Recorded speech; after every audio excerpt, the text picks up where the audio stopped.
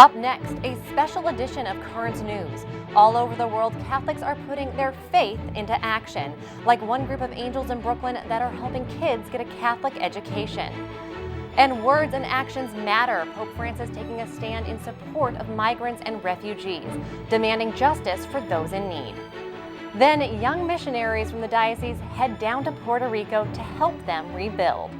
Plus, a new program to help service homebound residents is up and running and fueled by volunteers who are putting their faith into action. The news starts right now.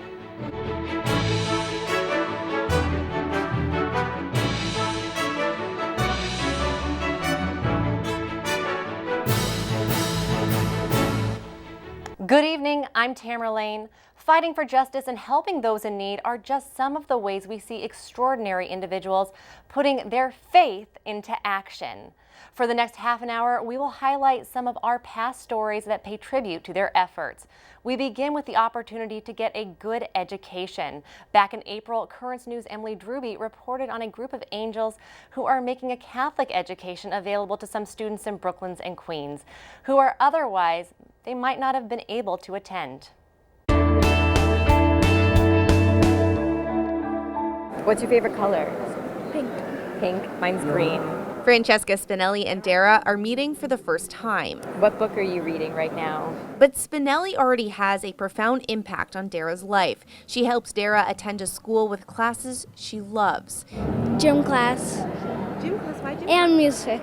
Music, we get to play the flute. Dara is an Angel student and Spinelli is her Angel donor with Futures in Education, which provides scholarships to help students in the Brooklyn Diocese enjoy a Catholic education. Spinelli's donation helps pay for Dara's tuition. This is Spinelli's first year as a donor. My parents sacrificed a whole lot to send me to Catholic school, and right now it's time for pay it forward. Futures takes a typical tuition assistance program a step further. Angels and donors stay in touch through notes, cards, and drawings. Donors get student progress reports. They also get together for this annual Angel event. This reception allows Angel donors to spend time with their Angel students. Some are meeting for the first time, some are old friends, but all are invested in a great education. It's just a wonderful, wonderful experience to see the children for the first time meeting their angels, and even the expressions on the angels' faces to see the children that they're helping. It makes them feel good too. Over the years, Futures in Education has given out $107 million to over 30,000 students. The money goes to help students who really need it. 31% are living below the poverty line. Currently, 4,500 students are benefiting from the scholarship programs. Some have an angel and some receive scholarships from other funds. But all students receiving help are giving the nonprofit their stamp of approval. I just really enjoy the angel program, so thank you so much. Thank you for donating us money for tuition, and I love writing to you. And I just want to say thank you to my angel. I'm so grateful for everything he's done for me. Angel student Hallie explains the classes she gets to take because of the program are preparing her for her future career. Art, computer, and gym. I either want to be an animator or a doctor. Inspiring students and fostering faith. It's no wonder donors are called angels. In Corona, Emily Drewby, Currents News. When the Holy Father puts his faith into action, the world listens. Pope Francis made his first visit to Northern Macedonia and Bulgaria earlier this year, urging the Catholic community there to embrace new challenges. The countries are some of the poorest in the European Union and currently facing unprecedented numbers of migrants and refugees. Currents News' Tim Harfman filed this report back in April on the Pontiff's ongoing call for support for migrants.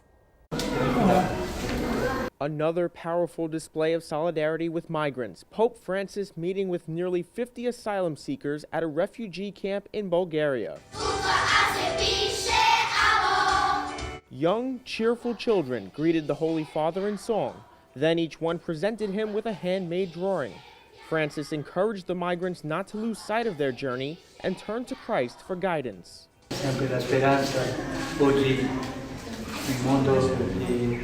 Dei migranti, dei rifugiati, è un po' una croce dell'umanità, è la croce che tanta gente soffre. Bulgaria has seen a fraction of the hundreds of thousands of migrants seeking to get to Western Europe through the Balkans. According to Caritas, only 2,500 refugees entered Bulgaria last year. Almost half of that total arrived in the last 3 months, indicating a new wave of migration.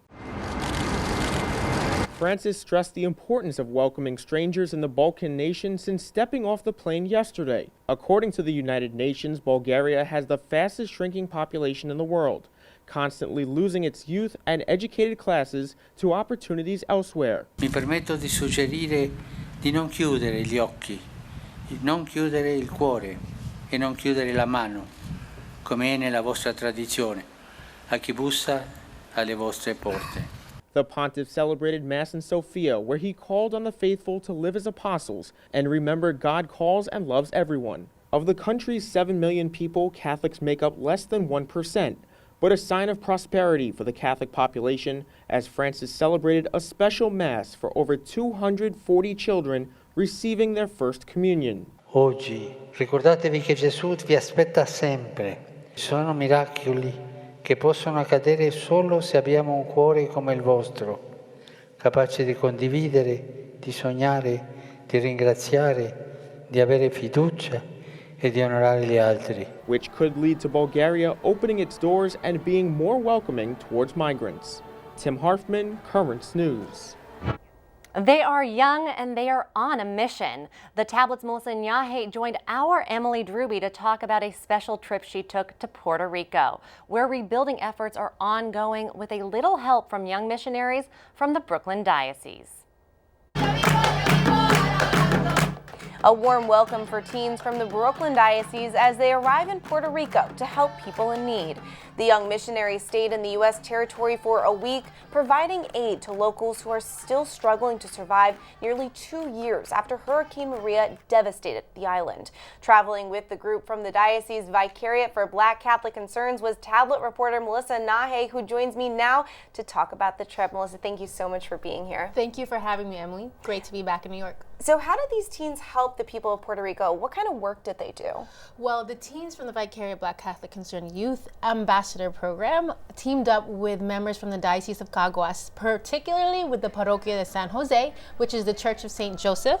And together they went every day after Mass. They went to either clean a chapel, they went to do any type of garden work, and more importantly, they were there to be present and pray. It sounds like they did so much. How did people feel getting aid from the Brooklyn teens? They felt just very blessed, just seeing them there, from those who just needed someone to pray for them, or just seeing that people of faith, or people in general, were coming from all over the world and Brooklyn and Queens to help.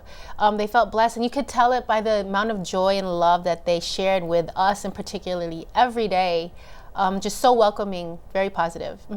I mean, what kind of emotions did you see? How did they physically react? Oh, I mean, I saw an elderly woman just cry in front of us as they were singing one of their songs. I saw another elderly woman who was in hospice care, who was diagnosed with leukemia, who did not get all the health supplies that she needed because of Maria.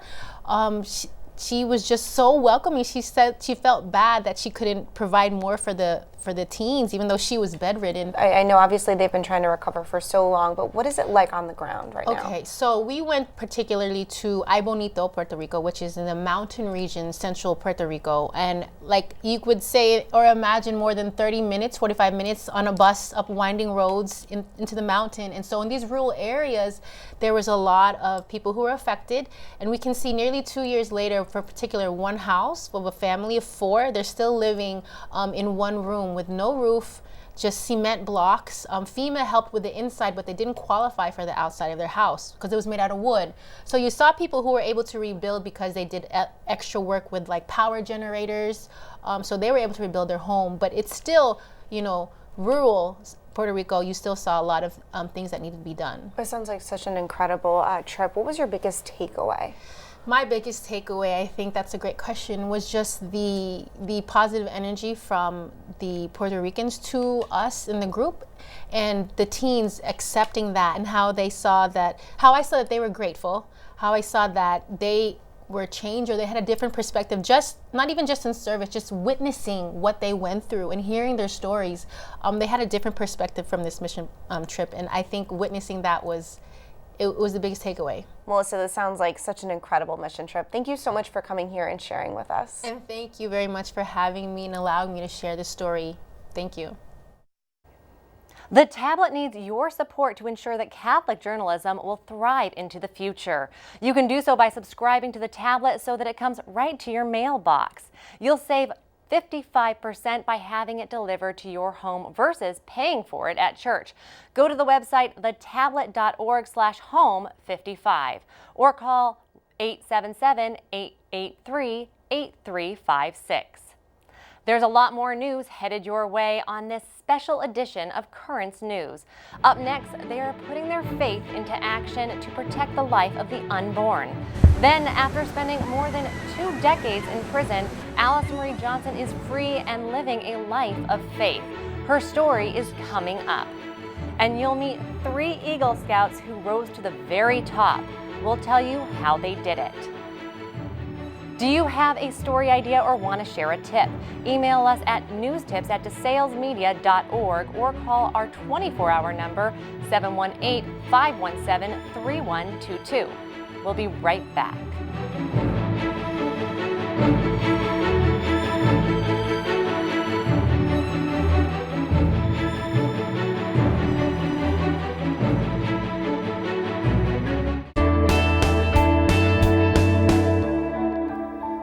Welcome back to this special edition of Currents News. Volunteers from Catholic Charities of Brooklyn and Queens put their faith into action recently using a new program to service homebound residents. Currents News' Tim Harfman introduces us to some residents and their helper who were once complete strangers. Once a week, Linda Catalaboski-Lacoma volunteers, visiting 87-year-old Eileen Ferguson and her husband, Julio Rivera, at their Jamaica, Queens home. For a few hours, Linda comes to check on their well-being. It lifts me up. The interaction is thanks to the Friendly Visiting Program, a new initiative by Catholic Charities of Brooklyn and Queens and sponsored by the city's Department of the Aging. Stephanie Mitchell coordinates the program and says the goal is to be there for homebound residents. It has been scientifically proven that isolation causes a lot of diseases. It causes depression. Isolation can even cause death. Retired from law enforcement, Linda saw an ad in her church bulletin. Having an elderly mother herself, Linda wanted to volunteer. I feel good when I, come because I feel like I'm doing something good for her. And she also makes me feel good when I'm here too. And she's putting her Catholic faith into action. That's been part of our life growing up, is just trying to give back to the community, give back to others, help people when you can. Ellen is a retired nurse and a mother of 8 children. She's also a grandmother, great-grandmother, and a great-great-grandmother. She says sometimes it's hard for her family to visit. They may not be able to make it, but if Linda said I'd be there at 11, I can almost look for her at 11 because she'll be here about 11. They talk about everything from Ellen's extensive doll collection to baking. This morning, the two look at the photo album Ellen is putting together. Linda brings fabric from home for the cover. Ellen is grateful to Catholic Charities for the new program. I can feel the warmth. I can feel the love. This is why I think this program is a very good program that people can't really get out.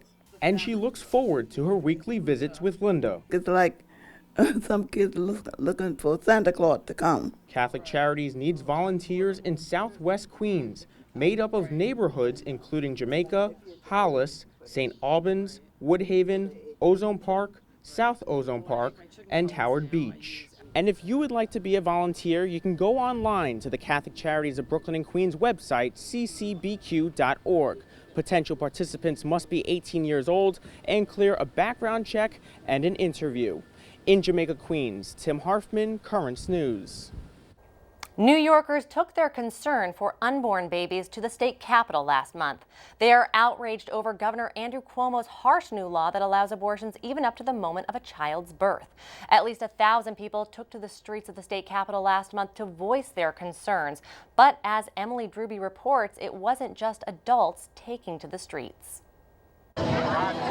Jack Timmons is only 9 years old, but he's already started standing up for the lives of the unborn through his website Convert Cuomo, inspired by the governor's push for the so-called Reproductive Health Act, the RHA. Governor Cuomo passed a really bad law. I got really frustrated and I really wanted to do something about it.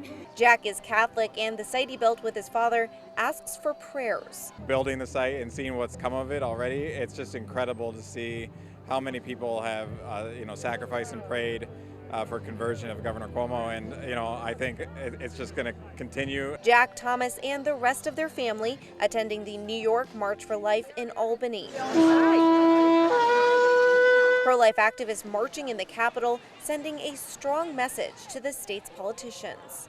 Elections have consequences for life. Especially in New York State, it's important to show up and to stand against legislation that is antithetical to the pro-life mission, antithetical to our own humanitarian values. The RHA, the Reproductive Health Act, is definitely in direct violation of that.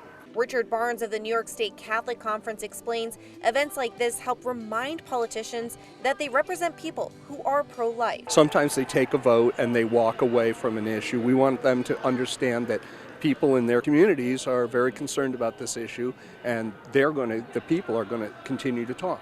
People descending on Albany from all over the state, including Denise Collins, who came all the way from the Diocese of Brooklyn. One person makes a big difference, and I wanted to be part of the crowd, part of the count. Drawn to the Capitol to fight for those who can't fight for themselves.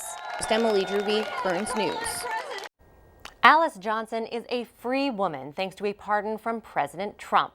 Now, after serving 21 years in prison, her life has a new meaning as she works to fight injustice and send out a message of hope for others. She spoke with Currents News' Emily Drewby last month. Alice Marie Johnson running with joy to hug her daughter in Aliceville, Alabama. Alice, a free mother after being released from federal prison after spending 21 years behind bars as a first-time drug offender. The people she has to thank for her freedom, President Trump and Kim Kardashian. The only person in the world that could have done this for her. Why wouldn't I go talk to that person? When I saw Alice's beautiful family greet her at the prison gates, hugging and kissing and crying and laughing, I knew I did something right. Now, after a presidential pardon, Alice is living her new life to the fullest and sharing her story with the world in a new book called After Life. She joins us now. Alice, thank you so much for being here. Thank you so much for having me here. I want to talk about that happy reunion with your daughter. What were you thinking in that moment? I was thinking, is this real? It was at that moment when I actually was able to hug my family that it became real, that I am actually free. Alice, 21 years in prison, that's a very long time. Did faith keep you going during that time? Absolutely. Without my faith, I could not have made it. And also the faith of my family keeping me encouraged too. How did your faith keep you going? I started reading my Bible, first of all. I could understand it. Growing up, I only had a King James version. But as the scripture came to life to me, I knew that God was the same God, yesterday, today, and forever. How did it feel to finally be free, and what did you say to Kim and President Trump when you finally met them? Oh, I told Kim, I called Kim my war angel. She was on a mission. She cared about my life, and I'll never forget that. When I saw President Trump, I told him, thank you for believing in me. I'm just very thankful that they were divinely brought together, those two. Describe what life is like for you now. Life for me, being back with my family. The only way that I knew my grandchildren was through prison communication.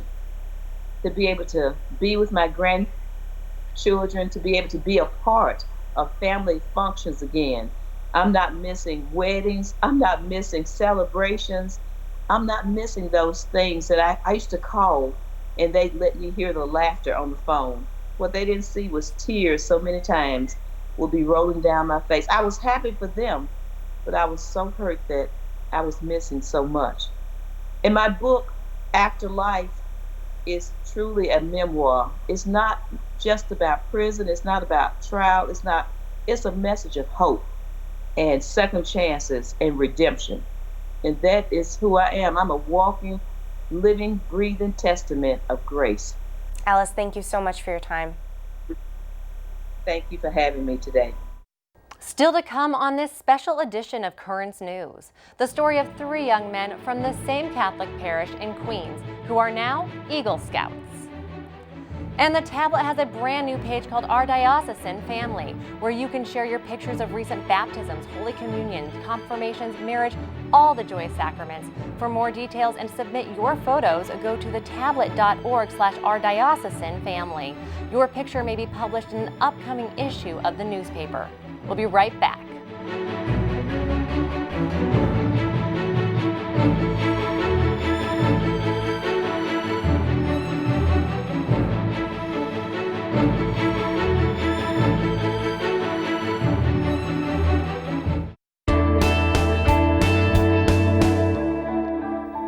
Welcome back to this special edition of Currents News, spotlighting those who are putting their faith into action.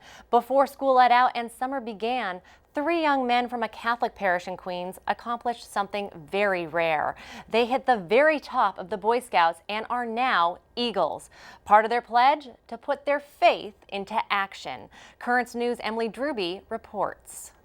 It's definitely very special. Being a Boy Scout is a Kahn family tradition. I figured, this would be something, hopefully he would get some out of it like I did. My dad was a Boy Scout and he only got to star, so I wanted to beat him. With his Scoutmaster father at his side, Ryan Kahn not only advanced past the rank of Star Scout, he went all the way to the top. He's an Eagle Scout. The day of his Court of Honor may have been one of the best days of my life. Wow, I get a little misty now thinking about it. It was something quite special. A special accomplishment indeed. Only an average of 2% of Boy Scouts have advanced to become an Eagle Scout since the rank was started in 1912. That's because it's incredibly hard to do. A Scout must live by the Scout Oath and Scout Law, earn 21 merit badges, and they have to plan, develop, and lead a service project, among other requirements, and all before their 18th birthday. All tasks Bishop Nicholas DiMarzio, who was a Boy Scout, says builds character. They do well in life because they learn discipline and learn many skills that are important, and service, which is really part of what an Eagle Scout is about. Ryan, along with Vito Vaquero and Paul Russell, 2 other members of his troop, which is sponsored by St. Anastasia's Catholic Church in Douglaston, all rising to the Eagle Scout rank at the same ceremony together.